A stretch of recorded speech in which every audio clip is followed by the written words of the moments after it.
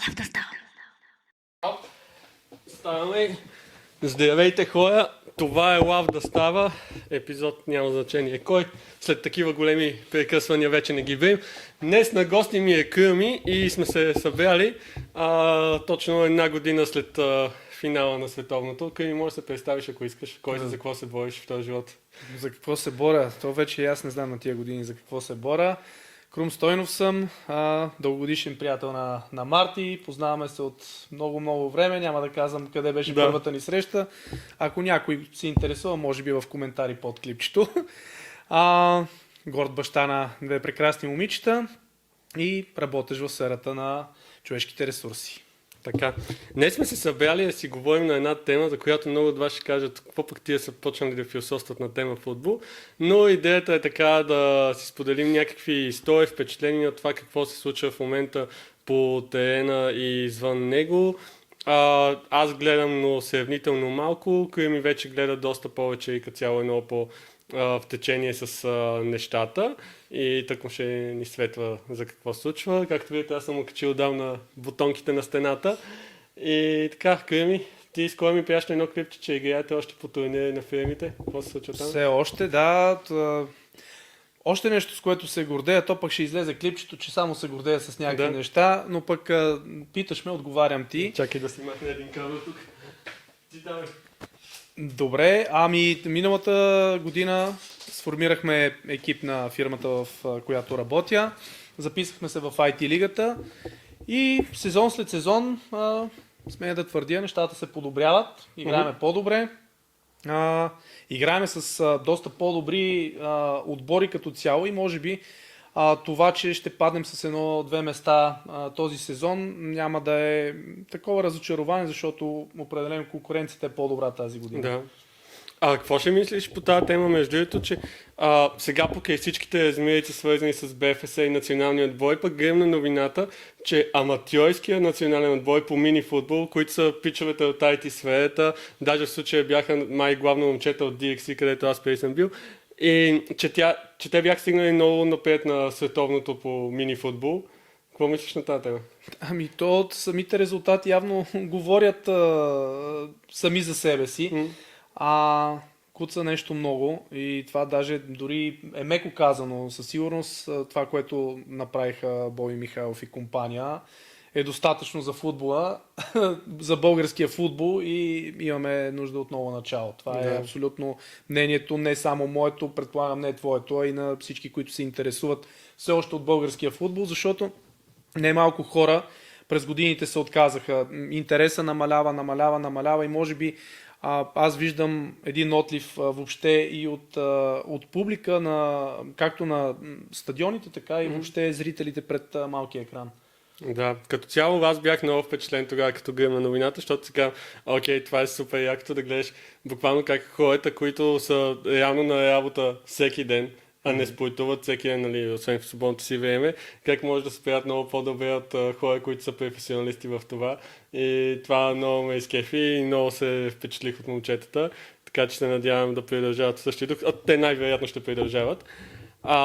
Оттам нататък искам да си говорим много повече скоро за комерциалните неща в футбола, не толкова за това, което се случва на терена.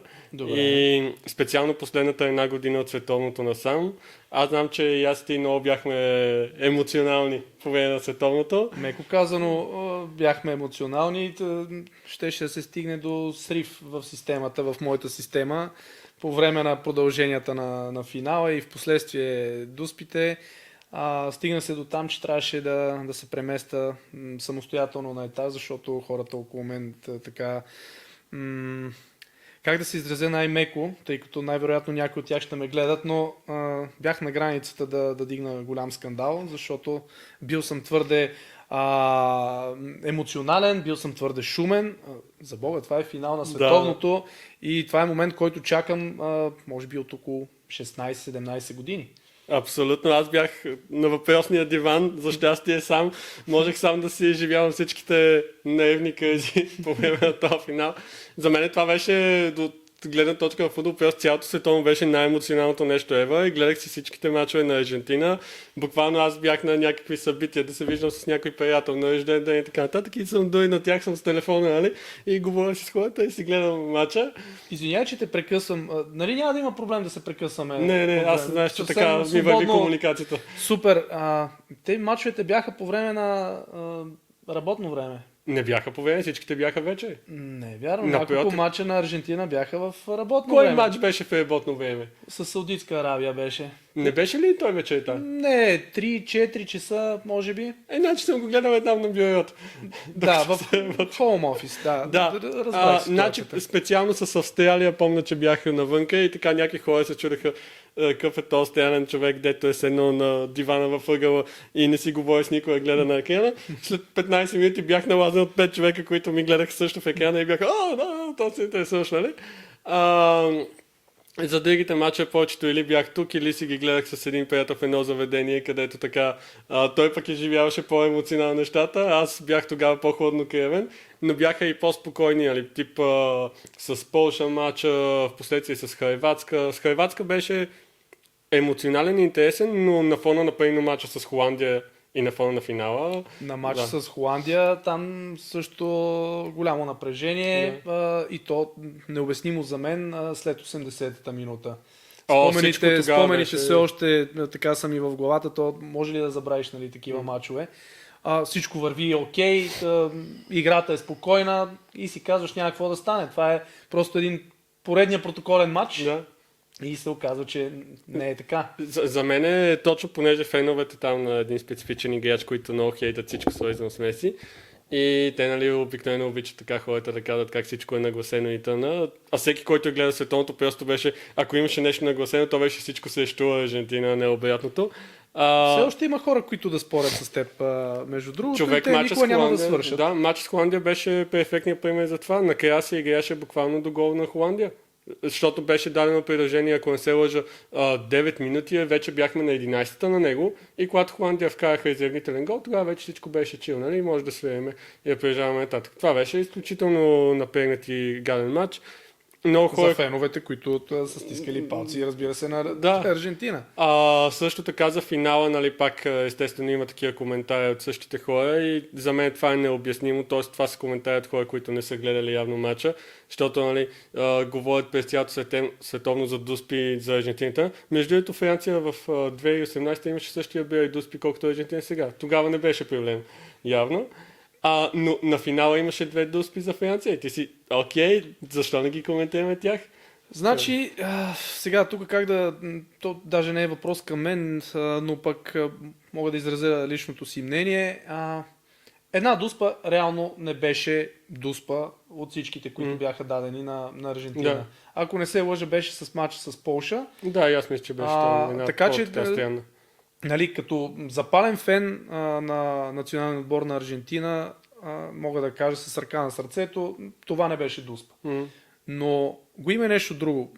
Ето ти каза феновете на друг световно известен играч, фенове, които пък са фенове на друг национален отбор. Винаги има това пристрастие. Винаги и 100 пъти да гледаш някакво повторение, ти ако си имаш тази страст, ако подкрепеш друг отбор, има го емоционално. Да.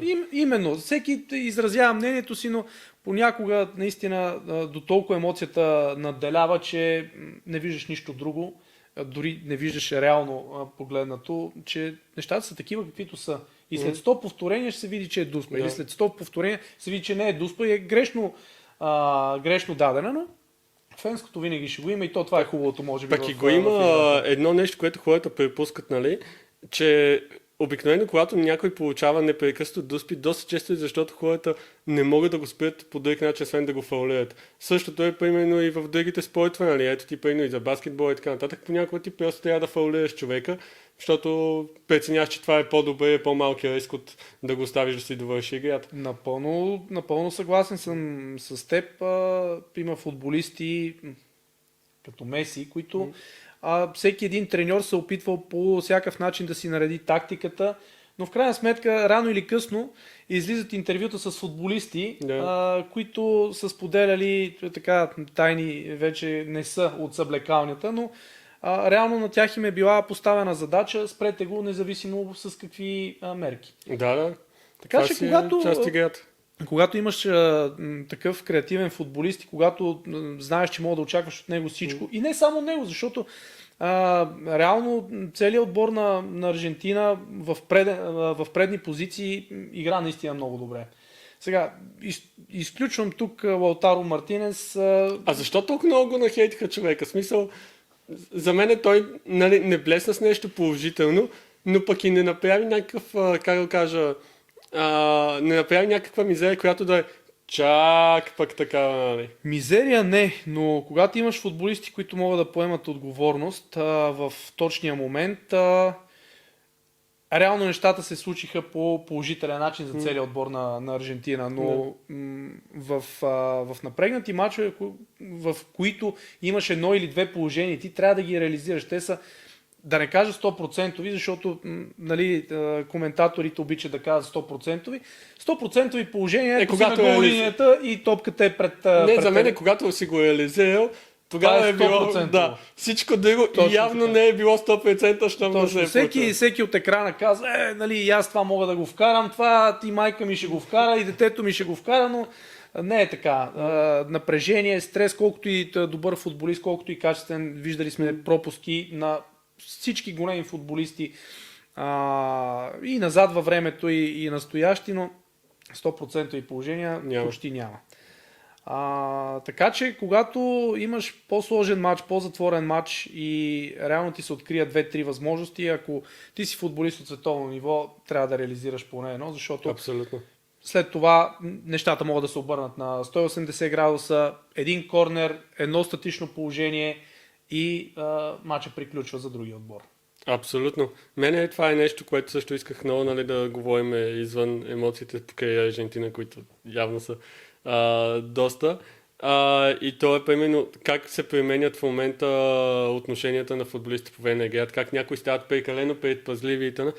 Аз ги разбирам от една гледна точка, защото в момента примерно играчите играят за космически пари на фона на 90-те години. Тоест дори най-скъпо платените в 90-те години са клошаи на фона на нормални футболисти в момента. Нормални или на футболисти, на средно ниво, ако си в голям отбор. Точно така.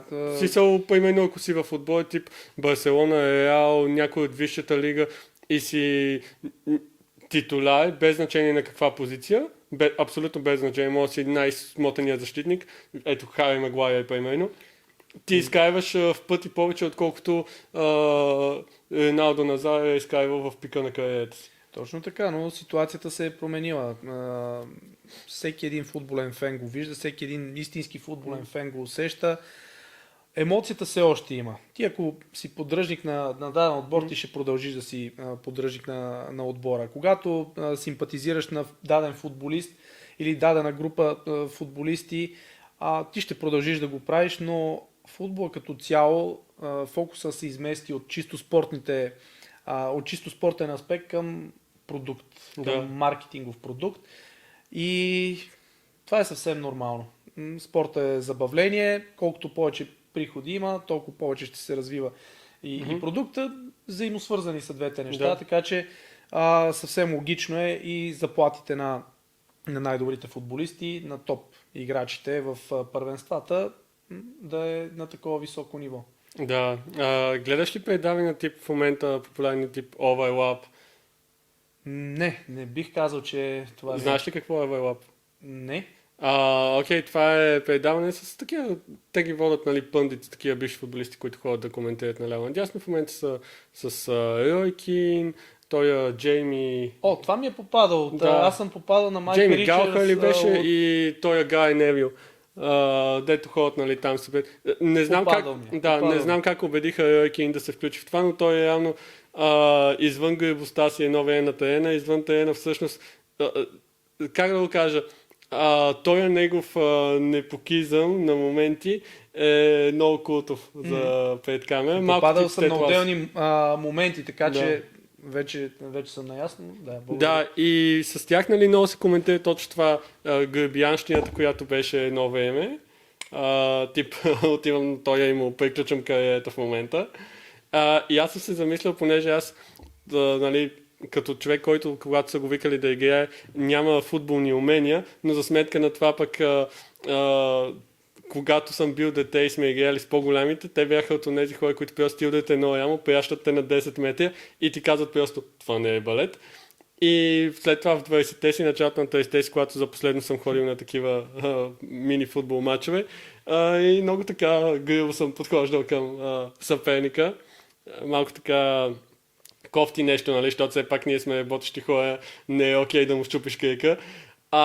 Но съм се замислил, Ти че... го правиш за забавление, в крайна сметка, не за пари. Да, но съм се замислил, боже, аз ако бях професионален футболист, аз през ден щях да съм наказан за един нещо такова. Просто щях да си кажа, окей, той е гъс, но в момента ето Винисиус, дето е.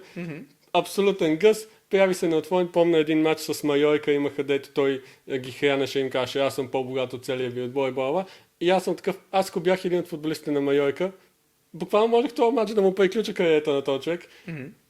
И щях да го направя, защото те вече са толкова чил. Ами, виж сега, има нещо, съгласен съм с това, което сподели, но и самите правила на играта се попромениха. От гледна точка на това да се запазят футболистите, тъй като пак стигаме до маркетинговия продукт и реално всички фенове искат да гледат най-доброто. Да. Ти го виждаш и сега с Меси в Интер Майами. Той в момента е там не в толкова в качеството си на футболист, а в качеството си на един продукт. Точно известен така. по целия свят, популяризира там пълни стадиони, всички селебритите искат да снимат с него, популяризира се още повече спорта.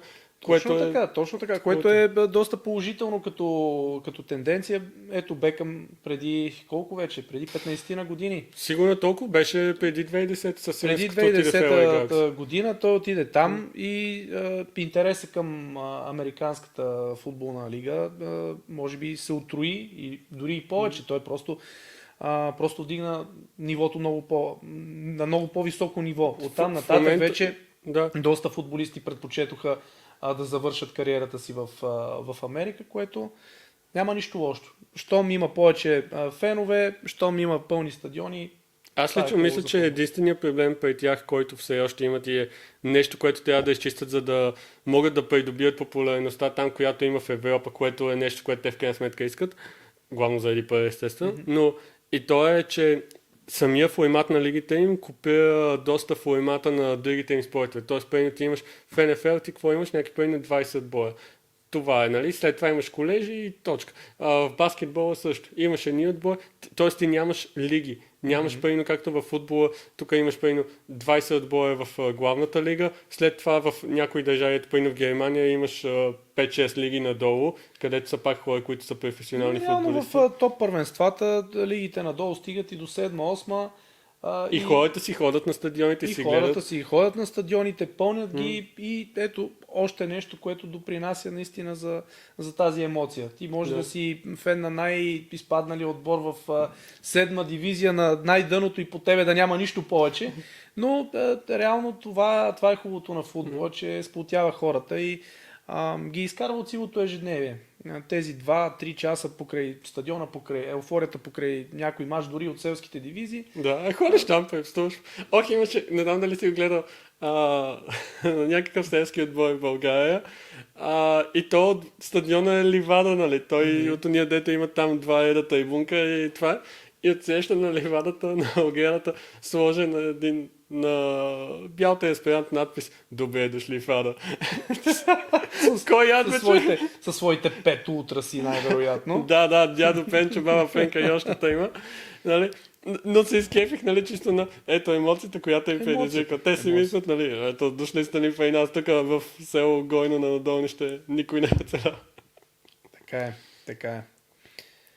Какво мислиш за сега пак, нали, извън на нещата, драмите покрай трансферите?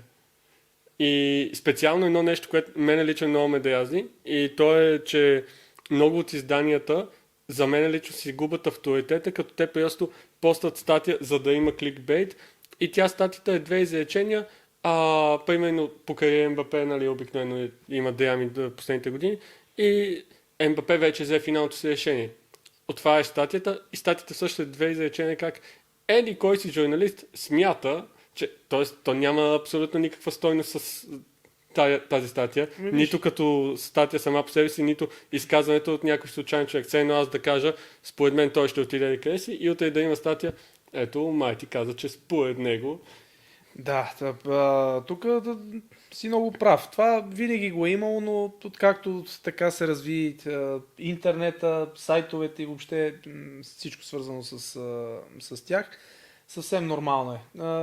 Плаща се на клик, плаща се на гледания, трупаш рейтинг, спортните и не само спортните, всякакъв вид сайтчета гледат да придърпат колкото се може повече, не знам, последователи или четящи. В зависимост от мрежата, последователи може да ги наречем. Последователи, това за тях, разбира се отразява отново в финансов план. Колкото повече читатели имаш, разбира се, толкова повече ще бъдеш търсен от рекламодатели. Така че това е съвсем нормално. Аз лично за мен съм си взел така едно решение. Винаги, когато дойде времето за трансфери, въобще не отварям такива статии, защото, както ти сподели, само и само за да се пише нещо, само и само да има материал, и тези така интересни заглавия, вижте какво се случи с шок, бомба, нали? Да, шок.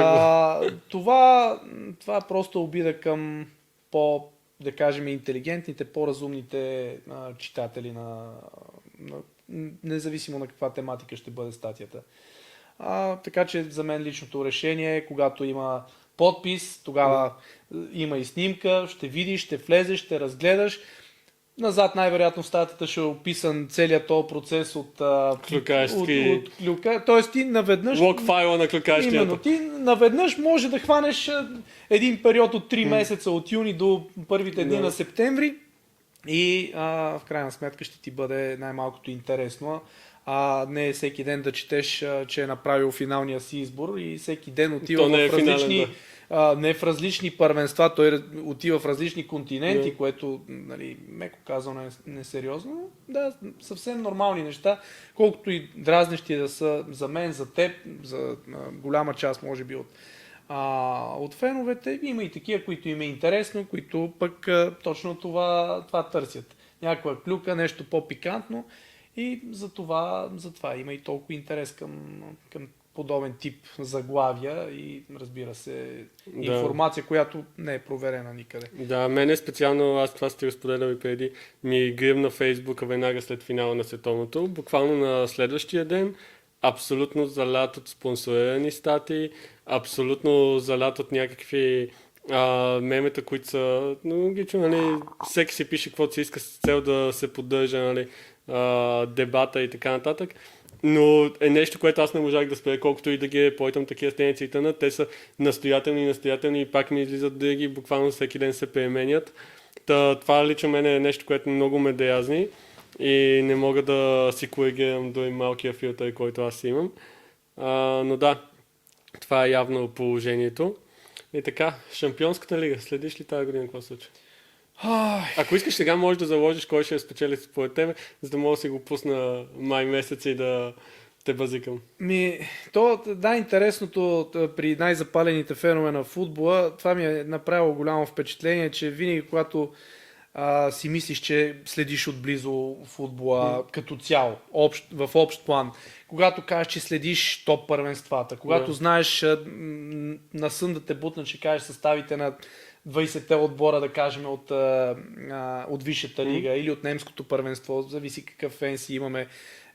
Ние с теб един общ фен, няма да споменавам името му, на италиански отбор, от италианското първенство, той сам ще се сети, ако гледа видеото ни, но изгубих мисълта си.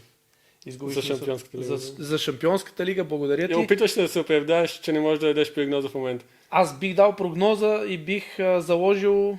Няма нужда да залагаш нищо.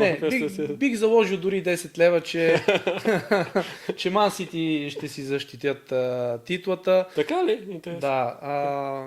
Гледам отбора им от момента, в който Гвардиола отиде като техен треньор. Нещата там и преди него бяха доста добре. Знаят всички фенове, парите на арабите, как се промени такъв отбор средняшки, Обаче, между другото, само да продължим малко темата за Ман Сити, защото те са ми много интересни. Ман Сити от малкото отбори, които наляха толкова пари в тях и има резултатите от това. Точно така. Защото в много други отбори, пример с ПСЖ, примерно, се наливат огромни пари там, обаче този тип резултати ги няма. Ами, реално бих се съгласил на половина с теб, защото... ПСЖ имат един финал на шампионска и това е. Ами ама без тия пари. Да. Къде е било така най-високото им постижение в Европа? Може да бъркам, мисля, че края на 90-те години имат финал, не за ПСЖ. Става въпрос, така че някой по-буден футболен фен може да ме поправи, но никога не са били така фактор на европейската сцена. Те не са били фактор, разбира се, и в самото френското първенство.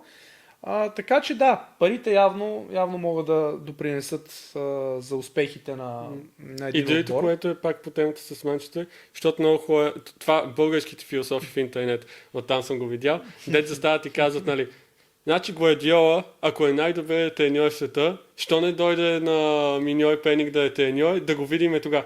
И ти си, нали е пари в Мансити. И ти си, ама точно това е идеята, като си най-добър в света, ти си за отбора с най-добри възможности. Напълно съм съгласен. Това не бих казал, че е спор, но е една тема, която съм дискутирал с много мои приятели, с много мои колеги.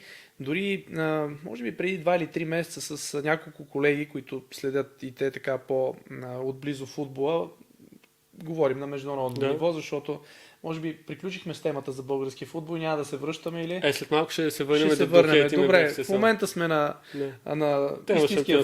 истинския футбол, така да се каже. Другия спорт ще го коментираме отново след малко.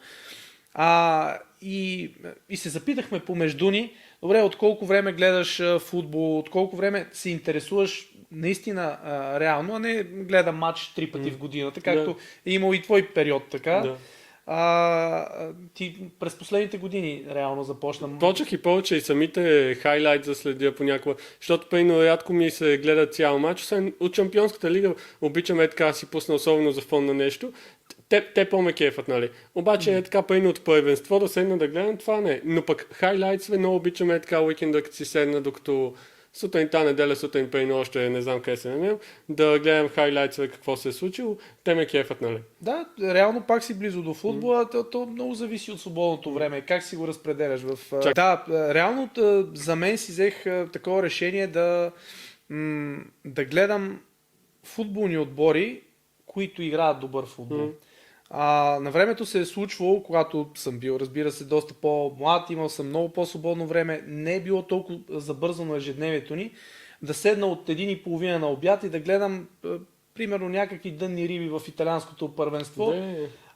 След това прехвърлям на първия матч от английското първенство, прехвърлям примерно немското, отново се връщаме в Висшата лига, след това късите мачове в Испания. Може, това си било цял ден гледам. Цял ден и си спомням дори думите на майка ми, че дивана е приел формата на моето тяло, защото реално от 1:30 на обяд до 1:30 вечерта, това са 12 часа, през които аз съм следял всякакви мачове от всякакви първенства, но днешната ситуация е по-различна. В момента избрал съм си няколко отбора, които практикуват хубав, динамичен, интересен футбол, истински футбол. И много по-добре запълвам времето си с футбол по този начин. Нямам нервите, нямам времето, не искам да си причинявам допълнителен стрес, да гледам един от любимите ми отбори, с които съм израснал. Няма да казвам кой е, защото много от приятелите ми ще бъдат разочаровани, но английски футболен отбор. Добре, бъдете разочаровани, мои приятели. Може да говорим специално за Манчестър, аз мога да ги хейта, но...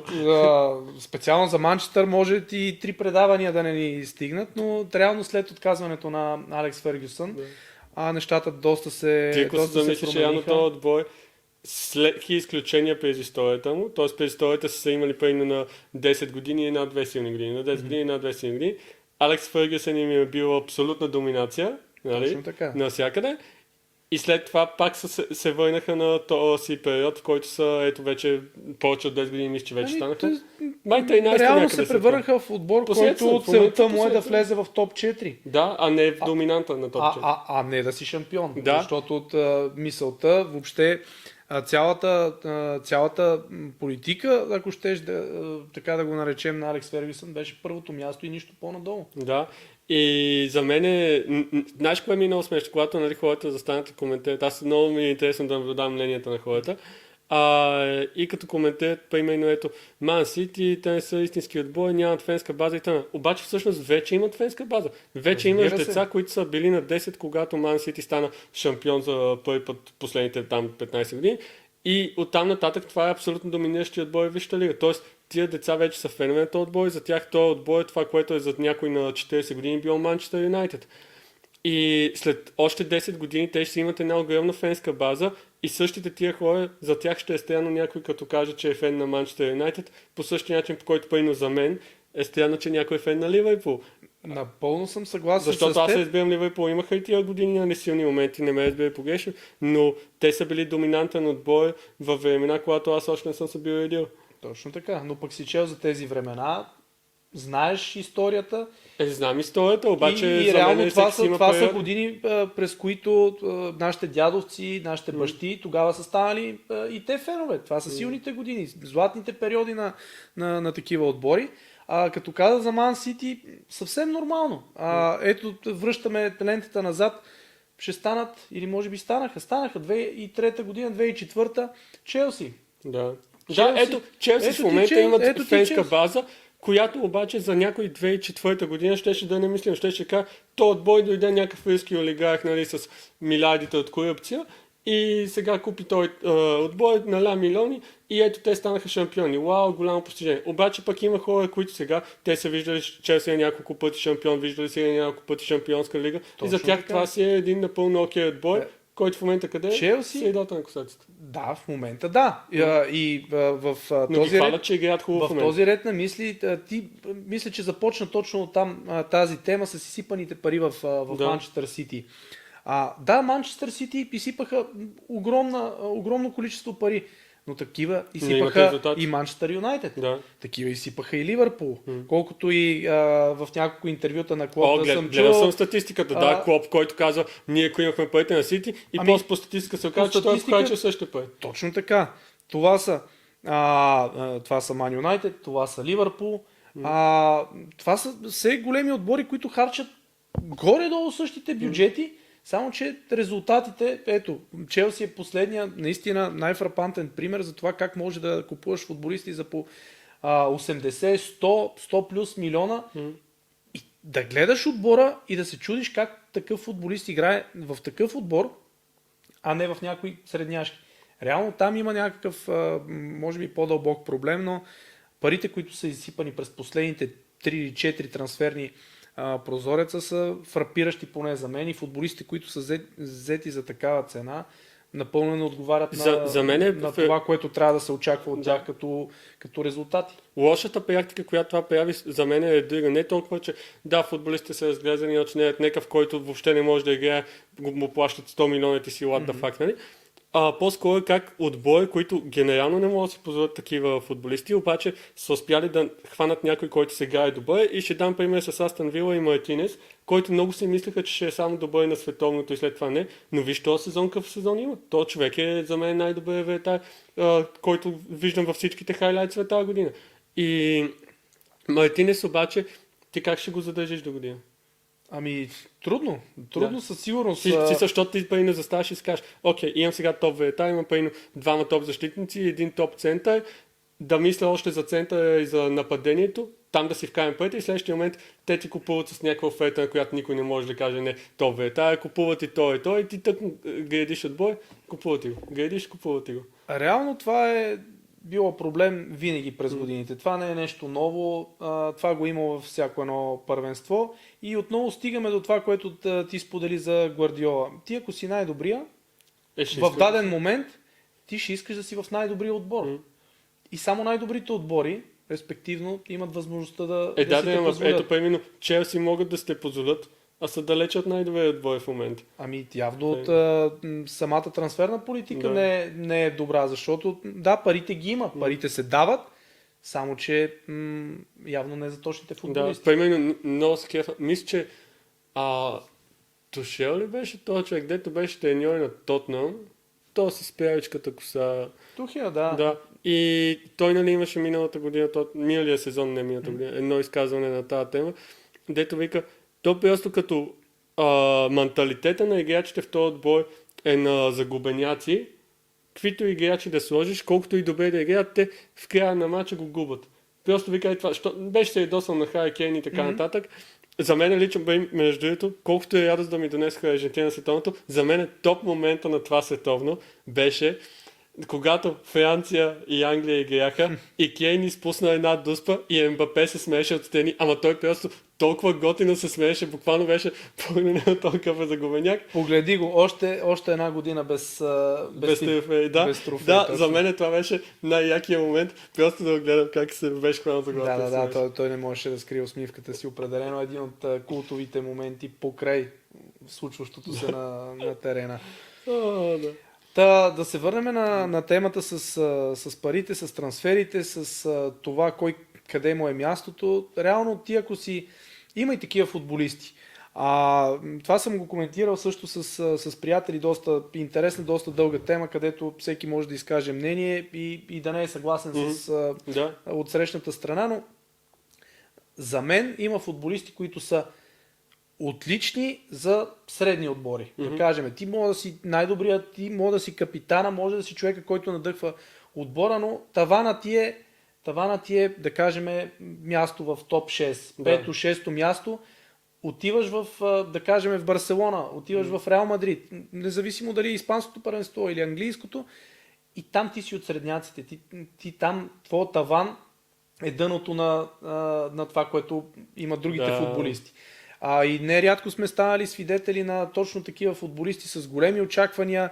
Най-добрият футболист за един, за два, за три сезона в някои от по-слабите, така образно казано, отбори, и такъв човек не може да се наложи в най-добрите. Просто абсолютно. Той е най-добрия за определен тип отбори. За мен давам ти пример. Ето за мен е примерно като един, не бих казал топ фен, но все пак привърженик на симпатизант, айде ще кажем, на Барселона.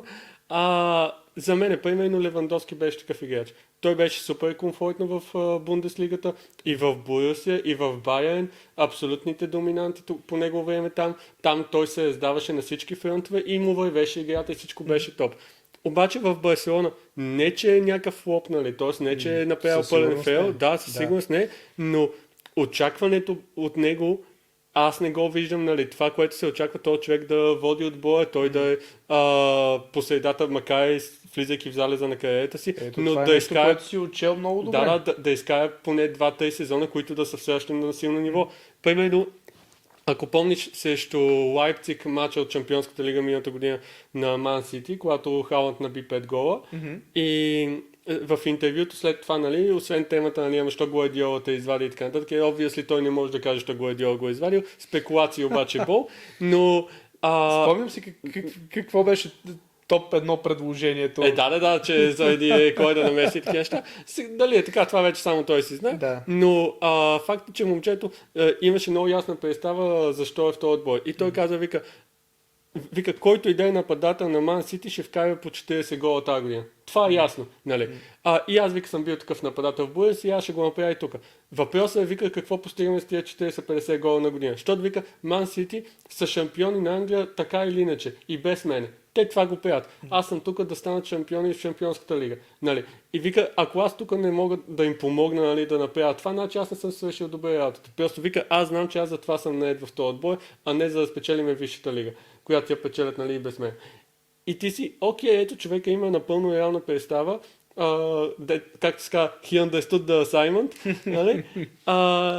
И си действа, и си го постигна резултата. Да, пейно на финала, нали, може да не е вкарал голове, но пък приноса му е бил дик. Не винаги приносът е голове. С головете, които имал той до полуфинал, да кажем, или четвъртфинал, не помня дали на полуфиналите успя да се разпише, но реално той е допринесъл наистина да се стигне до този финал. Дори да не е отбеляза, защото доста критики пък имаше. Ето, виж и моята гледна точка и за златната топка може да го отчетем.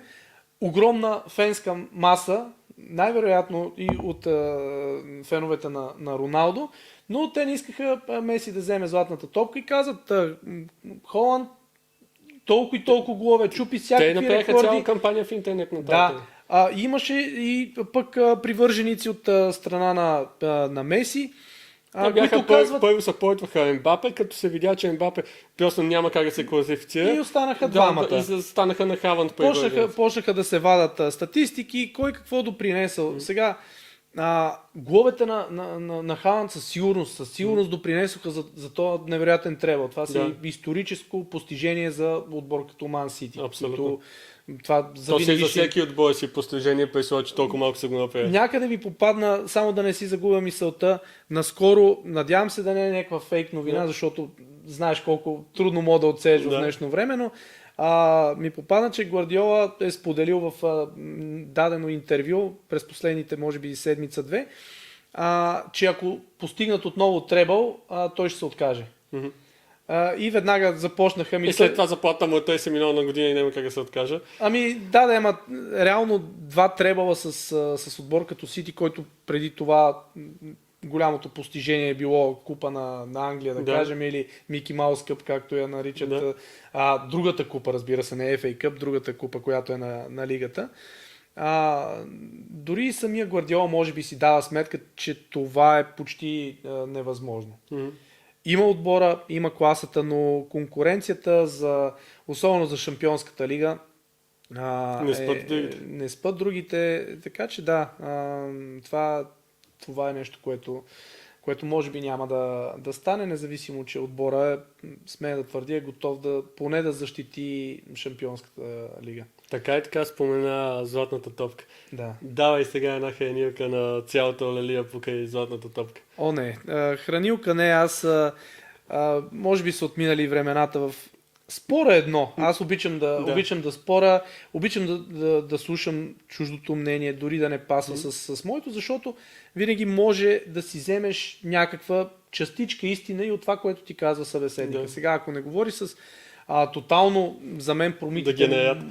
тотално промитите мозъци, които те стрелят само едно, знаят само едно, ти по какъвто и начин да ги обориш, дори с статистика, с числа, с всичко, той казва не, ти си тъп. И оттам нататък ти, щом си тъп, нали, твоето мнение не важи. Така че аз хранилка няма със сигурност не бих желал на цялата олелия, която предизвика златата топка, а не на... Цялата олелия дойде от това, че видиш ли Меси му е подарено световното, това, което ти загадна още в началото на разговора ни. Той дори не е бил най-добрият футболист на ПСЖ, които станаха шампиони. Човек вече мислиш за края на кариерата си отишъл в Америка и все неща, които реално са така. В основата си е така. Не е бил най-добрият футболист на ПСЖ. Мбапе с неговите голове и то в ключови моменти. Няма как да отречеме ролята на Меси, но окей, не е бил най-добрият отбор, не е най-добрият футболист на ПСЖ.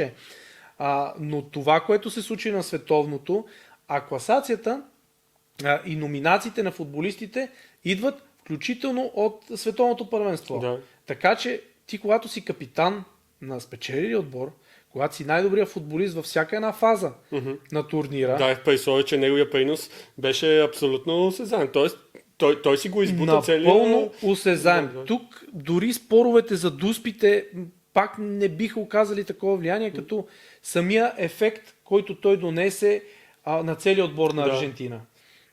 И не знам, със сигурност има фенове, които не биха споделили моето мнение, защото моето пак, както виждате, е фенско, нали, но наистина трябва да си сляп, за да не видиш приноса на този човек към отбора на Аржентина, и това е единственото нещо, което той не е постигал, и в този ред на мисли това е една от темите и винаги е било въпрос на коментари от всякакъв тип футболни фенове, треньори, футболисти, че той няма да е най-добрия в историята на футбол, защото няма световна титла. Той собственоръчно от матч 1 до финалния матч избута този отбор и той беше мотиватора. Може да чуете, в момента се прави филм за Да. световното, за Аржентина и за Меси. Ще има документирано, но всеки един футболист от този отбор каза, ние без него нямаше да стигнем там, ние нямаше да стигнем до върха. Страхотен мотиватор, винаги зад отбора. Така че това на футболния терен е едно, но когато ти си мотивиран и когато знаеш, че това е последния шанс, Да. няма втори шанс. Ти си имал колко, може би 4 бяха преди това. 4 преди това. 4 преди това с загубен финал, Да. разбира се, от Германия. Всички помнят и погледа на Меси, когато минава покрай световната Абсолютно това е. купа. И това е едно от най-хубавите неща. Пак не го казвам дори от ролята си на голям негов фен, може би един от най-големите фенове, а от това, че ти знаеш, че това е последният ти шанс и след това винаги ще има тази дискусия. Дори то не е и за него. Дали ще бъде най-добрия. Аз мисля, че него или май не. по-не му да им Той, или поне такова той впечатление оставя. иска тази световна купа и той направи всичко възможно по силите си, заедно с отбора, разбира се, да стигне до там. Той я взе и оттам нататък в едно от последните му интервюта той каза, аз печелих всичко, благодаря на Господ. От тук нататък аз съм спокоен, че мога да завърша кариерата си дори и днес. Да.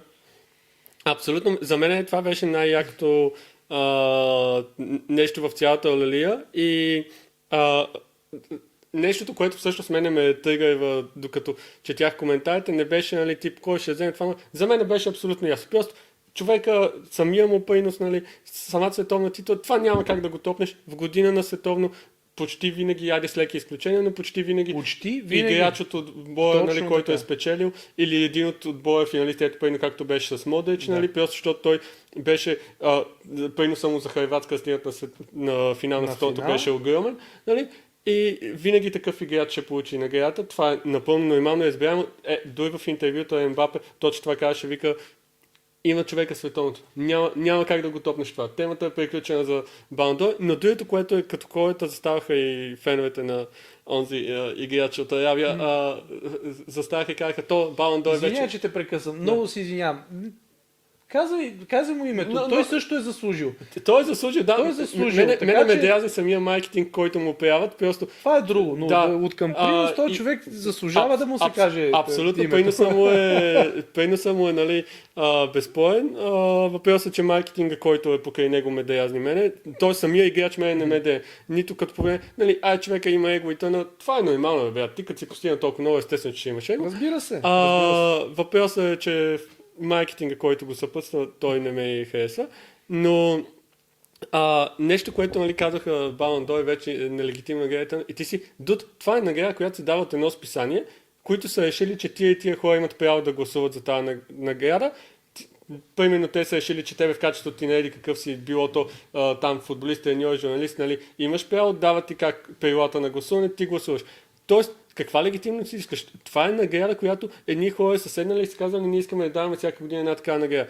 Тоест, за мен е думата легитимност означава нещата, които се случват на терена. Ставаш шампион, печелиш купа, световно. Това е изразимо. Това погледнато има как да се докаже. Това не е фенско. Абсолютно. И в крайна сметка говорим за един отборен спорт, в който ти нищо не постигаш сам. Докато това е една индивидуална награда, давана от едни журналисти. Естествено, че те тази година ще са пристрастни заради това или онова. И другото, което е, това не е награда на база статистика, като дават головите статистики. В крайна сметка имаш награда за статистика, примерно ето ти е златната обувка. Точно Тя така. е чиста статистика. Вкарал ли си най-много голове в едно от тия първенства? Вкарал си. Точка. Темата приключва. И оттам нататък, нали, просто ме дразнеше само това, че в един момент аз, както казах по-рано, аз не можех да си отърва фида от тия неща. От негативните неща. Да, и съм. Вместо да говорим за положителното, което се случва в футбола, ние говорим тук за някакви пълни глупости, само и само, за да може на Роналдо да не му спада хонорар, като рекламира боксерки. Ще ме прещавате, ама what the fuck, бе хора, това ли е най-важното в този живот? Рекламата на боксерки. Явно да. Явно, щом те дразни толкова много. За да може да си вземеш гащи за 25 лева, а не за 15. Това е нещо, което мене, нали, лично ме тъга. Всичко останало в футболния свят и съпътстващото у него го разбирам и за мен е абсолютно окей. За мен е ясно както ето при едни моменти, в които ето виждали сме Меси да губи финал на световното. Да, но помня, че ето тогава, това е нещо, което с тебе сме го дискутирали. Тогава помня, по време на цялото световно, той имаше пак дълъг сезон с Барселона и т.н. И той си коментираше, това бяха и коментари, там мисля, че от баща му и така нататък, той се оплакваше, че вика краката му много тежат в момента това, т.е. той не се чувстваше достатъчно добре. Плюс, че тогава отбора не играеше заради него нахъсано, а отбора играеше търсейки него. Нали? Точно така. Докато сега цялата пирамида беше обърната, нали? Но тогава и той беше в ръцете на силите си. Абсолютно, 2014 говориме преди 10 години. Това са най-силните години. Но тогава финала, да, както той го загуби буквално по случайност. Един гол винаги е случайност. По същия начин можеше и да го спечели със същата случайност. Един гол от един точно определен човек, на който никога няма да му го проста. Не знам защо Марио Готце толкова Не. Човека, ти видя ли клипчета, той толкова... Човека от Аржентина... Така ли? То тия немски граждани от Аржентина. Не, господин Игуаин. Това беше човека, който имаше няколко положения, едното 100%. Да. И ето пропуска. 100% явно не е било 100%. Връщаме се отново на 100%. Добре, 90%. Тук няма грях, който да 90% положение, дори пред очите ми е ситуацията. Това, което започнахме с теб в началото на разговора с Лаутаро Мартинес. Да. Ето, ти си страхотен нападател. Никой няма да отрече класата на Игуаин. Никой. Головете, които има, успехите, които има като футболист. Лаутаро Мартинес в днешно време е един от топ нападателите на световно ниво. Но ти играеш на финал. Ще имаш едно или две положения. Ако си наистина най-добрия, ще вкараш едното. Да. Ако ти трябва да знаеш, че може да нямаш такова положение в матча. Така че, както ти каза, стигна се до там, вкараха гола, матча приключи. Но няколко минути преди това имаше чиста ситуация, едно, Игуаин срещу Нойер и не влезе. Да. И същото нещо стана, когато Меси приключи с Барселона и отиде в ПСЖ. И още тогава, ако помните, си говорихме, аз ти викам, ако Аржентина станат световни шампиони, ще е 22-та проста причина, че той в ПСЖ ще си почине. Нали? И тая умоя той да е гребнака на Барселона. Всички да търсят него, всички да очакват от него и тъна. Тая умоя нямаше да има на клубно ниво, а той ще си прехвърли цялата енергия в националния. И то така стана. В един момент с националния те просто избухнаха. И то просто не само от към резултати всички първенства, на които хораха, че ги печеляха, а чисто от към енергия. Ти ги виждаш и вайба в отбора, как се радват. Вайба беше това, което казваш ти наистина. Това видяхме един изключително сплотен екип. Изключително. И всички знаеха целта. Целта беше само една. Целта не е да се представиш добре. Целта не е да стигнеш финал. Целта е само да станеш шампион. И ако си спомняш точно на Емилиано Мартинес в едно от първите интервюта след световната титла, той каза, за мен това е най-голямата гордост. Аз допринесох за това Меси да е световен шампион. Абсолютно всички бяха... Всички се радваха на това, че нещата се случиха точно по начин, по който трябваше да се случат. За феновете на Аржентина, разбира се. Ама какво? Феновете на Франция не могат да се оплачат в малко стая. Те са световни шампиони преди 4 години с почти същия състав, нали? Дет се вика. И доста оплаквания излязаха от техния отбор, включително и на треньора им. Така че... Да. Значи виж сега, ти като си загубил, естествено, винаги няма някой, който да е до толкова хъмбъл в този живот, че да застане и да каже... Нашите грешки. Заради нашите грешки. Не успяхме да задържиме резултата, след като поведахме в продълженията. Матч можеше да бъде приключен, но ето, не бихме добре до успите. За мен е най-голямо. Само да направя пак рефреш. За мен лично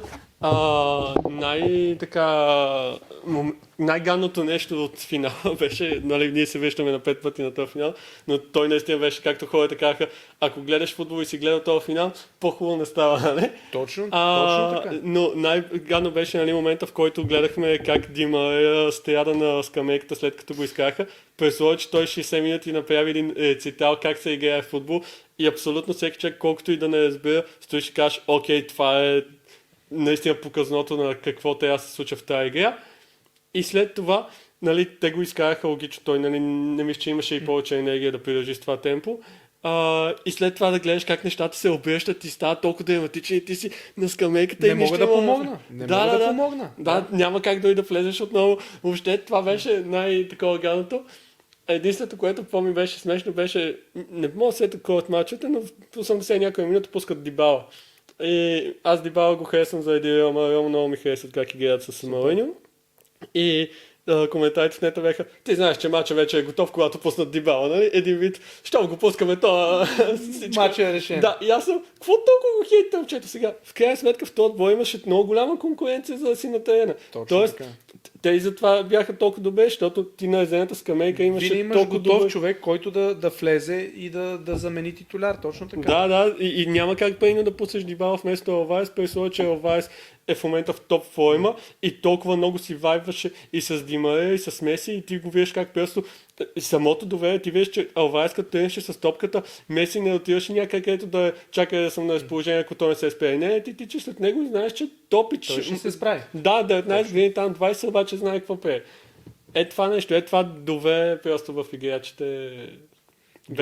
Доверието и наистина това, че играха просто като отбор. Може дори като качества, чисто футболни, да не са били, да кажем, дори на нивото на Франция. Там има страхотни футболисти.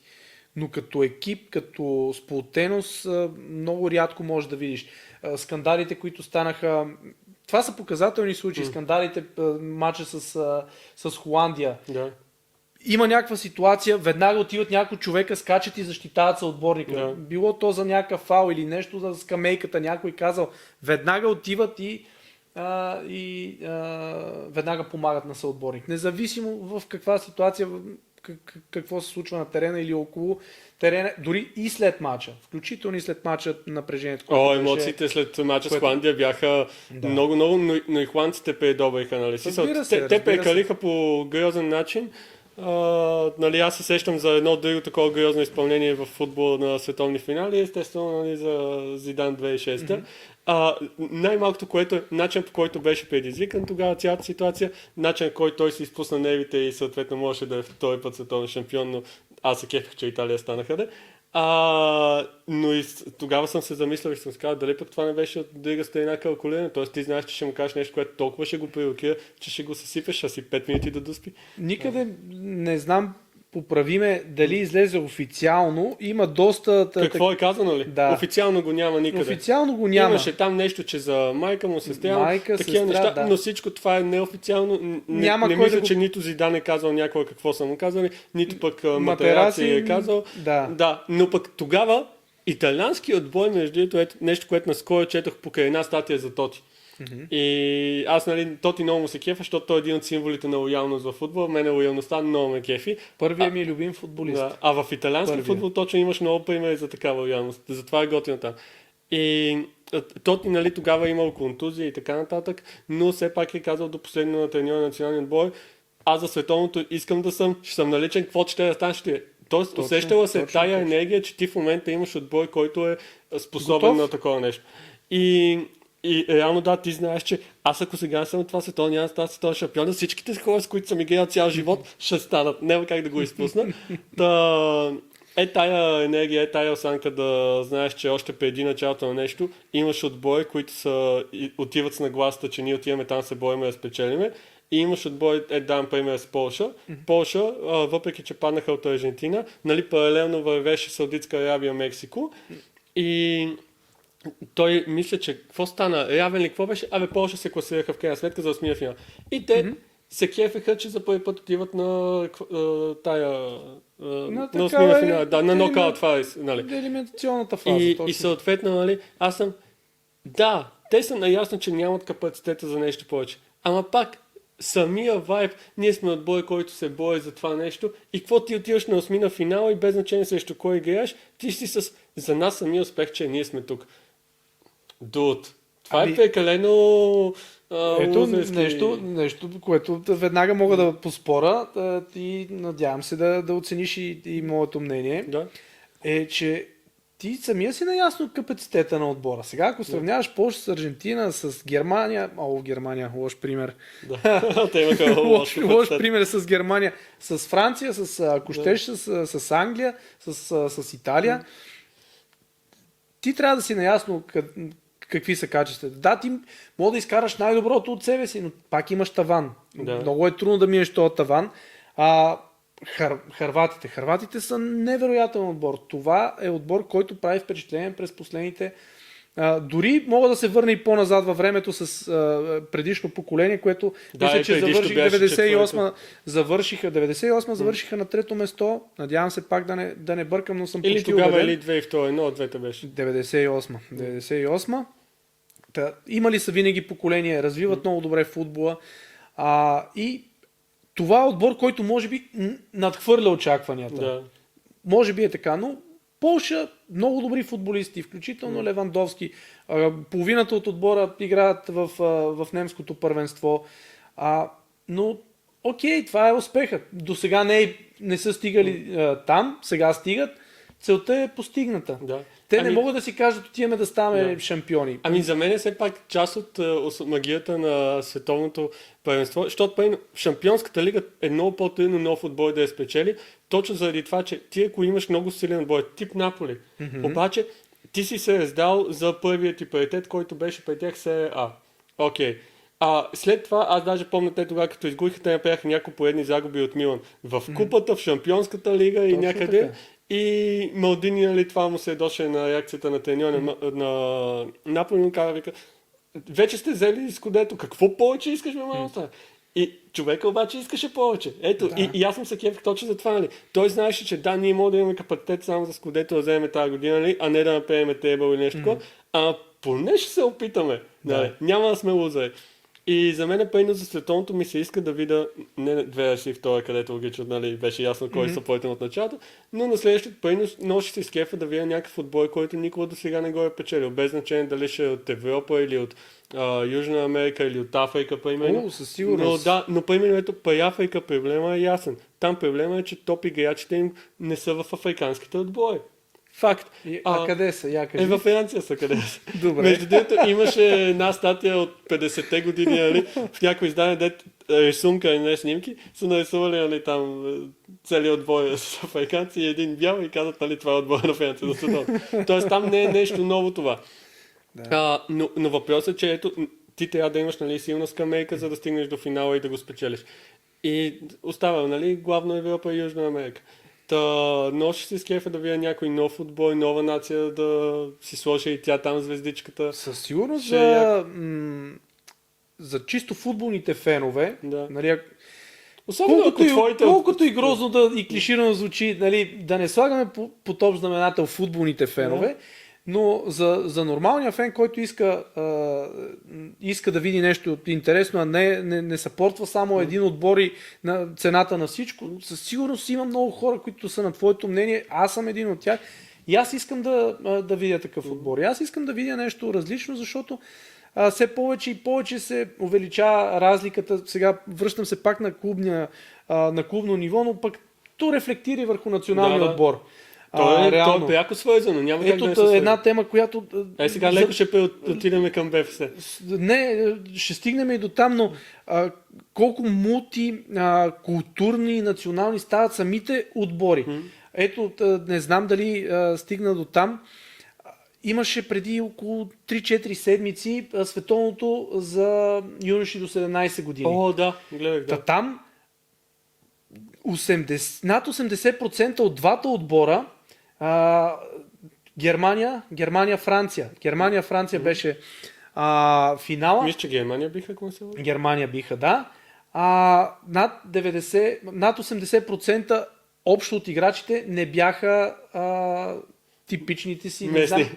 Добре, не знам не бяха как... domestic product. Точно така, да. Така, дядовците им не знаят в коя държава играе.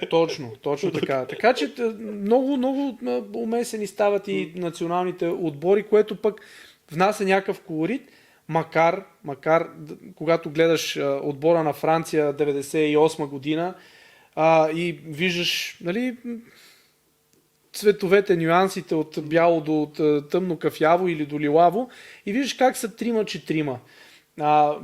Тези, които са с по-тъмен цвят на кожата, в момента трудно би открил, може би само Гризман там. Гризман беше и Гризман този Жирон. И Оливие Жиро, които се открояват малко. Така че и това са си, нали, процеси, които са много по-отдалече, много по... как да кажа, много по-всеобхватни са. То си е и политика това. Всички знаят какво се случва във Франция като цяло, емигрантите. Но това е такава тема, която мога да развием в друг епизод. Идеята ми беше, че все по-голяма разлика става между по-слабите отбори и между по-големите, включително и на национално ниво. Някои казват, не, силите се изравняват, ето виждаме едни Гибралтар, почнаха да трупат точки. Да, бе, чакай, на фона на България, точки не ги видим. Да, това са, нали, хубавите моменти, които най-вероятно няма да се запазят като някаква тенденция, но големите стават все по-големи, по-силни и пропастта се увеличава. Не е случайно форматите на Шампионската лига, на Лига Европа, купата на конференциите, конфедерациите и така нататък. Изблъскаха по-слабите отбори надолу. Шампионската лига си остава само с най-богатите отбори и всички други отиват надолу. Това ти е противовеса да не си направят една лига, точно която така. лично според мен ще да ги сипят тия отбори.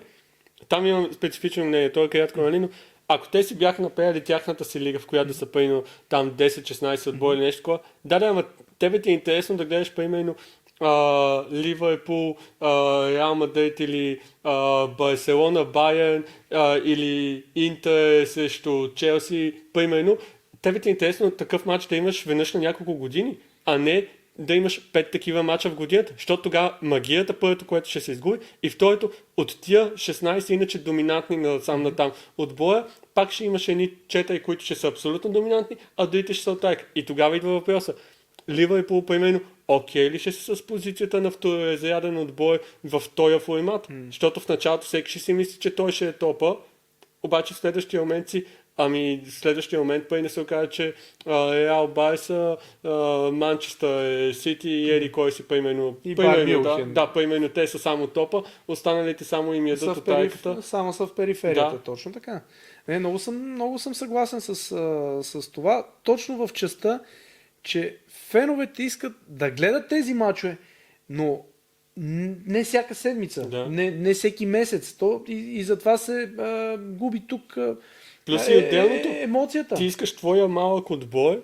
Давам ти пример, ето преди години, нали, то вече години минаха, защото аз Лудогорец никога не съм изпитал толкова емоция към тях, но примерно Левски, ЦСКА, там Литекс по едно време, като играеха повече и в шампионската, нали, даже като влязаха Левските, но и за УЕФА и т.н. И когато имахме някакви мачове, тип, нали, дойде ти Ливърпул, ама тогава Ливърпул с Майкъл Оуен, те са бяха топ отбор. Дойде ти, примерно, Барселона, нали, бяха или не бяха пукали. И така, Барселона в първото участие на български отбор в групите на Шампионската лига. Те тогава бяха дошли шампиона на Испания, шампиона на Англия и шампиона на Германия. Да.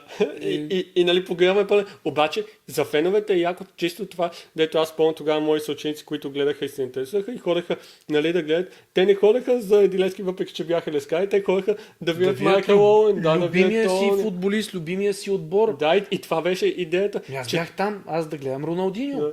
Това беше Роналдиньо идва тук. Как няма да отидеш да го Да. И това нещо ти ще го отнемеш от хората в по-малките гречета, в по-малките държави, ако направиш един формат, който да е само то все повече и повече това се случва. Реално точно това се случва. Ти си шампион на България, шампион си на Полша, на Босна и Херцеговина, нали? Не футболни величия. Техните шампиони почти нямат шанс да влезат в групите. Почти.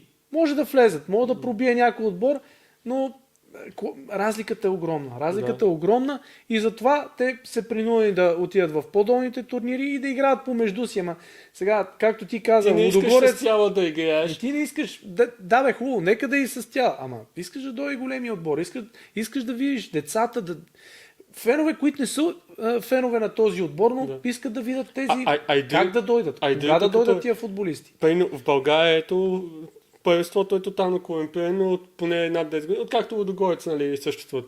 И ти си, хубаво да, ама те хората тук са фенове на Левски, ЦСКА, там локални отбой, тип, нали, Локо, Ботев, Пловдив и т.н. Никой в България реално не е фен на Лудогорец. Никой не му де. Утре Лудогорец може да спре да съществува, защото Домовчиев нещо се случва и вече не налива първи втори отбой. И никой няма да му пука в тази държава за този отбой, че вече не съществува. Абсолютно никой. И ти си, хубаво да, ама ако дойдат примерно, ето заради квалификации за Шампионска лига, примерно да дойдат Атлетико Мадрид да играят срещу Лудогорец, те някои хора пак ще отидат да гледат Атлетико Мадрид. Разбира Обаче се. няма да има емоцията, никой няма да му пука, реално Лудогорец, ако вкарат гол, всеки ще мех. Нали, аз сега, съм ако дошъл си тук патриот, ама от истинските, патриот. ако си от истинските патриоти и за тебе това да имаш български отбор, сега нали с уточнението колко български отбор е и колко Също. български футболисти играят, но това пък още една много дълга, много всеобхватна тема. Окей, наричаме ги български отбор. Да. Регистриран в България. Регистриране в България, дали всичко си е законово от всички Поне от страни. тази гледна точка. Да. Но това, което и ти сподели, те нямат фенска база. Това е изкуствен създаден отбор. И ето ти паралела с големите отбори в Европа. Да, окей, Ман Сити може собствениците да се отдръпнат. Веднага обаче до други и този отбор ще продължи да си съществува. Докато на нашите ширини това не важи. Както ти каза, сега има Лудогорец, Домощиев казва, пичове, нали, всичко супер. Свършат му парите. Знаеш да как е като си големия бизнес в България. Да му свършат парите, то окей, но решава, че това е хоби, нещо странично и зарязва. Край. Наистина край. Докато колко пъти вече се стига до там да фалира официално, неофициално, полуофициално ЦСКА, Левски. Винаги са били последните 10 години Левски и ЦСКА. Те са на границата. Да. Тук не се плащат някакви баснословни суми към нали ги следва в Левски. Едната тема, нали, за която ни апдейтвате редовно е за задълженията към НАП. Да, но държавата, феновете, всички, които са покрай тия клубове, правят всичко възможно да не се стига баш до там. Да. И това ще продължи да си го има. Под една или друга форма. ЦСКА, Биолитекс, Левски, нещо друго. Аз го приемам като тяхна криза на идентичността, но в дългосрочен план ще се оправят. В дългосрочен план кое ЦСКА е първо, второ, числа, тирета. Да. В един момент пък може този съпорт, който имат Левски, той да не е достатъчен. Абсолютно. И там да се сложи някакво тиренце, и там нещо да се променят цифричките. Да. Така че, щом стана с ЦСКА, нищо никой чудно в един момент и с Левски да стане. Аз не знам какво ще стане с добрата стара Славия. Никой не говори за нея, но ето Локо София, те си фалираха, отидоха надолу, сега драпат. Славия, докато Чичо Венци е жив, да, и докато има палачинки. Да, под каква форма ще съществува. Да. Но няма ли го вече този човек, според мен, защото има и напреди друго нещо. Целият комплекс на Славия, спортен комплекс, е на един в момента много апетитен терен. И според мен Славия, няма ли го чичотивенци, Славия ще бъде разгрявен и там ще имаш поредния комплекс от блокове. Ето за това, което ти каза, че си има фенове, които ще бъдат винаги зад отбора, независимо как ще се казва и под каква форма ще бъде новата организация, структура. Ще ги има. Именно, ще ги има и феновете ще продължават. Макар, че ще намалеят, със сигурност. Ето, аз съм живия пример за това. ЦСКА, когато беше ЦСКА, извинете всички мои приятели, които все още мислят, че ЦСКА е ЦСКА, винаги съм подкрепял, ходил съм на стадиона, но толкова неща, толкова промени, то все негативни. Взимаш някакви добри футболисти, изграждаш добър отбор, разпродаваш ги веднага за печалба в края на сезона и почваш да градиш отново. Млади момчета се опитват. Аз имам братовчет, който мина през всичките нива, стигна вече до мъжкия състав, стана пълнолетен, имаше голямото желание.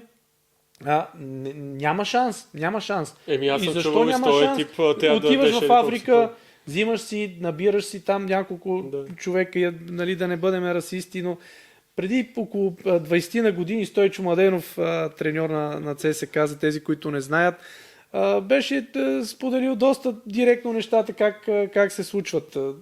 Отиваш в Африка, взимаш футболисти, водиш ги в България и ги правиш бели хора. Да продължават по този начин да се случват нещата и не се дава шанс на младите момчета. Ама точно това е нещо, за което нали, хората обвиняват БФС и тия плешиви глави там се пеят на отворени, включая Лечков, Костадинов, нали, перуката. Те се пеят, все едно не е било тяхна отговорност. Ами всъщност точно на БФС е тази отговорност и да стимулира дадени практики и да наказват други практики. Защото в България, аз съм чул от някой човека вече история, как супер талантливи момчета, обаче за да влязат в мъжки отбор, им се казва примерно, на то трябва да дадеш 20 бона.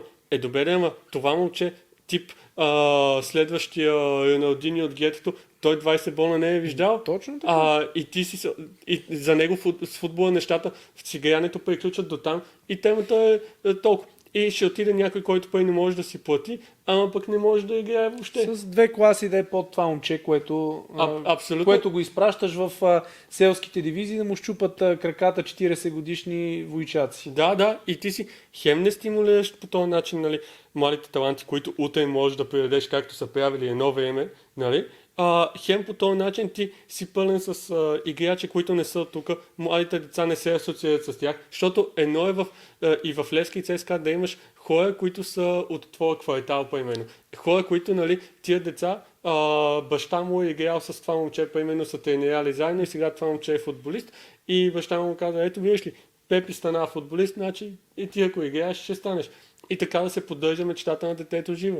В следващия момент ти го нямаш, защото Пепи всъщност е от Конго и никой не го знае. Пепи е от Конго. Да, много добър пример. Пепи от Конго. И не говори 2 думи на български или нещо такова. Сега каквото и да е. Веднага ми изниква следния пример. Латинска Америка. Бедност. България там какво е европейска държава, да. обаче знаем какво е нивото. Ние сме на последните места в каквато е негативна класация. Ето ти, бедния Пепи не може да влезе нагоре, защото не си е платил. Ама бедния Алваро, за него това е единствения шанс той да живее нормален живот и семейството му да е нормално. Да. Как път там бедния Алваро, който е в конкуренция с хиляди, не знам, може би стотици хиляди други деца, които имат равен старт. Всичките сте на дъното и знаете, че 5 от вас, 10 от вас ще станат професионални футболисти, ще си оправят живота на цялото семейство.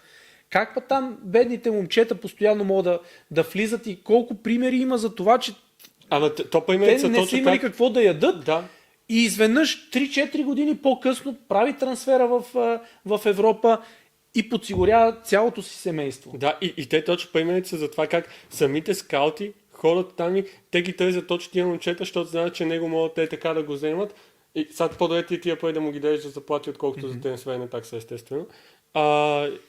И тук е цялата разлика според мен в положението и част от разликата е, нали, едното нещо, което аз не се кефа, нали, в нашето общество, че хората не са достатъчно изискващи. Един вид, ти тук като тръгнеш да претестираш за нещо, какво претестирате, то това е положението. И също и в футбол. И аз съм, защо в момента, примерно, като бяха размериците преди няколко седмици, което беше такава какафония и толкова, как да кажа, само да видя колко е толкова грозна история от абсолютно всяка гледна точка, но съм такъв, защото тия фенове просто не гледат Костадинов на улицата и му набият канче. Имат охрана.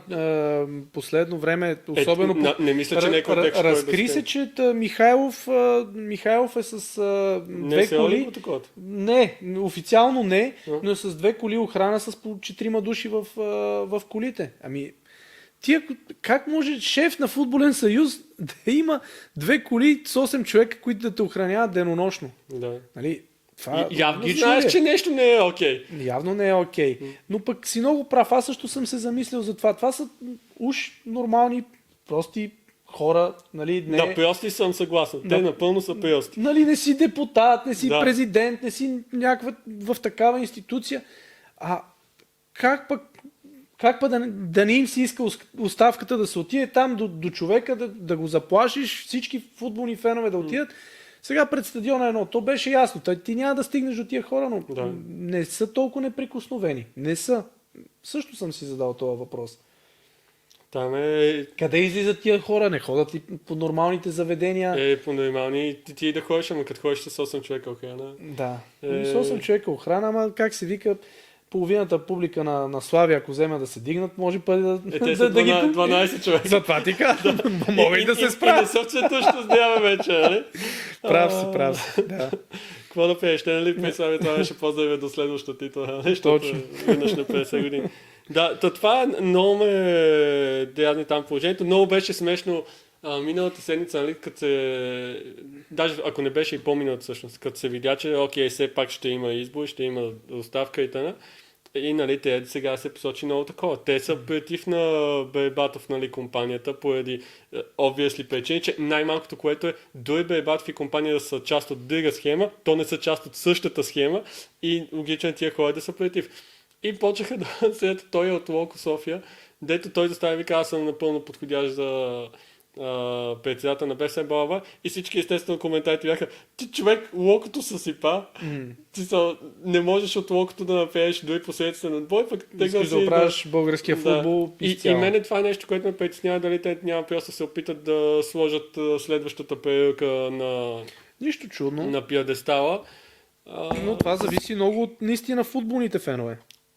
Да, то не е само до футболните фенове, ето то се видя на предишния Фенове не се изразих добре. До футболните хора. Да, футболните защото хора. ти имаш 500 клуба, които са буквално някакви клубове, тип ние сме 20 човека, по-скоро сме аматьорски клуб, но все пак имате акредитация и сте част от нещо. Те и са имате право на аматьорски. глас. Те са аматьорски. Да, имате право на глас и тъна и ти си в следващия момент те ги подкуфаха там с една вечеринка, с извинение за компаньонките и тъна. Точно така.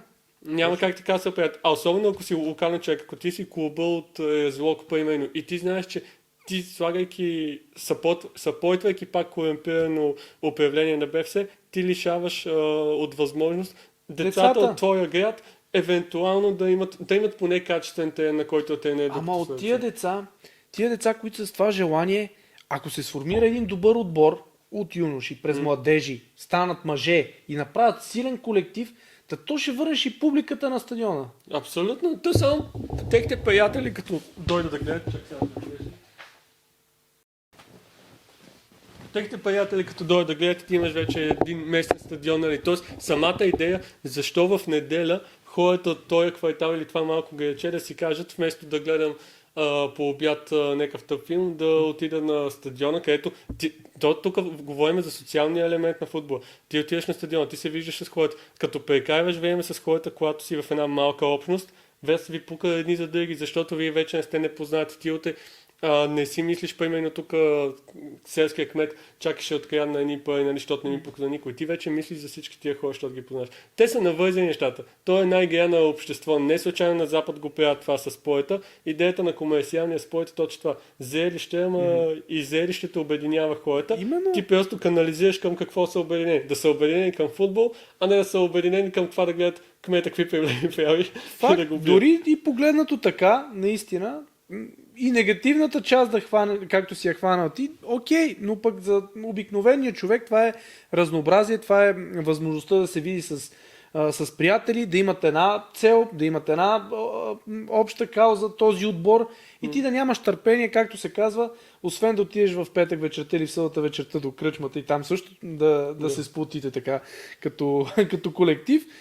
Да го направите с още една цел. И това е да подкрепиш отбора, местния отбор. Абсолютно. Другото, което се сещам на тази тема, гледали не си добре дошъл в нашия град.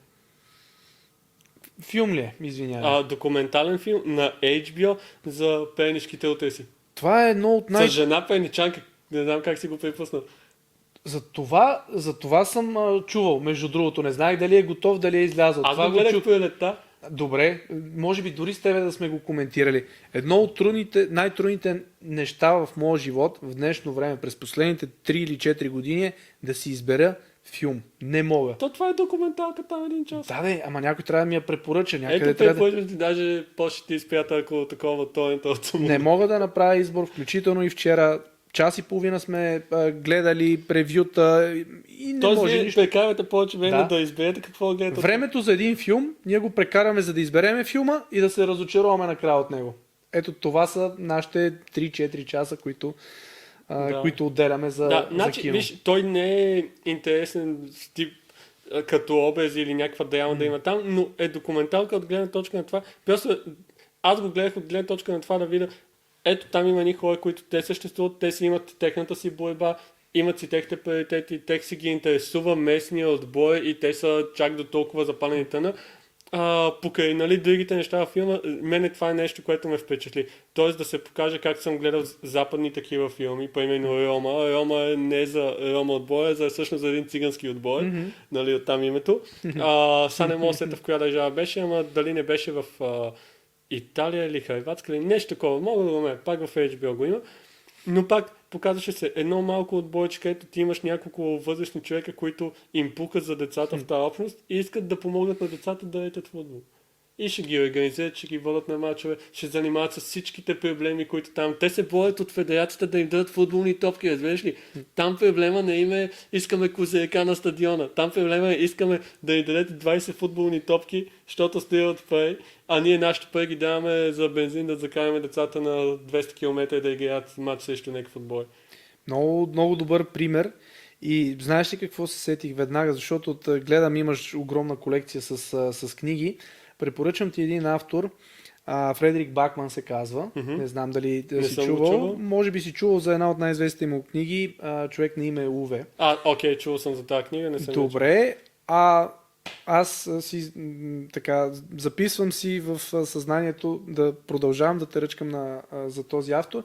Има една поредица, която мисля, че са от него са 2 или 3 части, надявам се да не бъркам тук. Ние срещу всички се казва и там е едно малко граче, което единственото нещо, което сплотява, то е в нищото, в гора, някъде в Швеция, най-затънтените малки селца, дето оцеляват само истинските мъже. Да. Нали, там, ако нямаш 2 ръце да сечеш дърва и да подсигуриш на масата нещо, значи си умрял. И там всички са обединени около един отбор, който има детски, юношески подготвят и мъжкия отбор. Никога не са били добри, никога не се е случило нещо важно. Може са моя Килнойнак Юнайтед. Моля? Килнойнак Юнайтед. Това е един филм от 90-те, след това. Добре. Ето това са хората, които са обединени и най-голямата битка, така ентусиазирани стават, когато в съседното село играят с техния местен отбор. Да. И тогава е голяма битка, нали, месеци преди това всички се подготвят. Било то за детския отбор, за юношеския или за мъжкия състав. Ето това е наистина като обобщение на това, което и ти сподели. Футбола, спорта трябва да е за хората. Да. Ако мога така пак като финални думи, нещо, което нали, то ни беше впечатлило всички, мисля, че беше на предишното с Исландия. И ето това е нещо, заради което за мен е важно да има местния футбол, защото като е това, което казах има, като го има местния футбол, ти виждаш националния отбор, някой, който ти знаеш от квартала. Той може да не ти е бил някакъв приятел, но ти го знаеш. Ти някога се е срещу него на малкото футболче и така нататък. И ти е много по-емоционално. И когато целият отбор е от такива хора, националният отбор, той вече наистина репрезентира държавата, наистина репрезентира тия хора в нея. Също и с клубния отбор и така нататък. Защото примерно един клубен отбор от един малък град и половината поне отбор, те трябва да са от този малък град, за да може той наистина да ги представлява. И това ме беше изкефило как всички се бяхме впечатлили тогава от Исландия, как те бяха дошли, защото да, наистина, нали, там имаше статистика от толкова хора, толкова такова и накрая стават 12 там за футболния отбор. За футболния отбор. И ти точно това си кажеш. Затова всички хора бяха толкова нахъсани са там, дед ги даха тя жената си кръви детето на трибуната на мача, по простата причина, че те се чувстваха репрезентирани от този отбор. И това е нещо, което като го имаме и ние тук някой ден изцяло нещата с футбол ще стоят по-различно. Но за да го имаме, ние първо трябва да минем през едно БФС, което най-малкото, което е знае каква е функцията му и неговата функция е то да организира футболните отбори, да премотира добрите практики и да наказва лошите практики. Това е цялата работа. И ако страхотно обобщение, дори аз не знам как да се включа тук с нещо по-добро, напълно споделям мнението ти и да помолиме следващите след Боби Михайлов да не си пишат само шестици или минимум 5,5 по шестобалната система, а когато има някакъв проблем, да слушат хората, които им казват, че има проблем и реално да се работи по разрешаването му. Защото когато ти си със самочувствието на вечно можеш, вечно знаеш, тогава със сигурност ще имаш проблеми. Да. Преди да завършиме, така предразположил си ме на това диванче в едно друго предаване, имаше книга. Не другото, има най-вероятно и малки зрители, които ще ни гледат, но има книга, подаряват се неща, също съм подготвил нещо и ми се искаше да те изненадам, затова го бях скрил преди да дойда. Да, аз се зачудих между ето къде си го скрил, защото не видях нищо скрито там. Заповядай. What the fuck is that? Заповядай. YouTube channel 24. Така, предвид това колко рядко в последно време има клипове от твоя канал, с истинско пожелание, така коледно, новогодишно предстоят такива празници, след нашата среща тук, да дигнем малко така гледанията на канала и да бъде YouTube канал номер 1 за 2024 година. И да има повече от 2 клипа до година. Със сигурност, надявам се. Mucho gracias. Всичко най-добро. Така, до скоро, драги хора, които сте останали до този момент.